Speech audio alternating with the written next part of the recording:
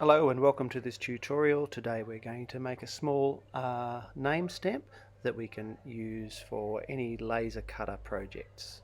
So this is something like our end product that we're going to go to. It's going to be tiny, so that it can be maybe used in conjunction with other projects that we do, a bit like a signature piece. So to start with, we start a new document and we're going to make it quite small, just 2 centimeters by 2 centimeters square, and inside that we're going to have a 1 centimeter diameter circle. So it is very small. It's intended to be very small, but it's a good starting point for our exploration of the laser cutter. So we start with the circle shape drawing tool. We can click in the very center of our square if you like, but it doesn't particularly matter because we'll be aligning a little bit later. And it's going to be a height of 1 centimeter by 1 centimeter. At the moment it's got a black stroke. We're going to change that to a red stroke. It's turned into a fill, but we can swap those around. I have not mastered these, and it has a black fill at the moment, which we want to change to a clear fill or a no fill at all.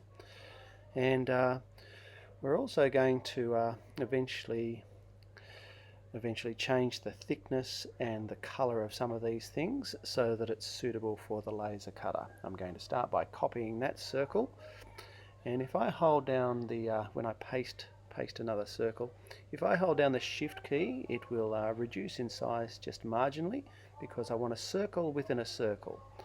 This smaller circle is going to have a score line, so it's going to be blue. At the moment we need to adjust that around so that it is clear fill with a blue line, and the blue is a score line, the red is a cut line. That'll cut your little shape out of its equipment. And now we're going to add some text. We're just going to simply put our name in, and you can choose your character. There's various ways to change the character, but the character or the font style, but I'm just going to find a slightly more suitable font. We can go much more complex than this, but for today it's just a matter of looking at some of the options available. So you have to highlight the text first, choose the character type, scroll down until you are happy with something that you like, and so we've got all the different elements that we need for this first project, except that we also want this to have a blue score line around the outside and no fill. So at the moment that's not quite right. We just have to adjust that by flipping it in the bottom of the toolbar, and now by using the select tool, we will select everything. They're all the different elements, and by going to the align options, the align options can be found in the window menu, or actually I'm going to change the I'll just change the stroke thickness so that they are all set to 0.1 of a point, and that means that they're readable by the laser cutter. We're now going over to the align function, which at some stages is along the top of the toolbar, some stages on the right hand side.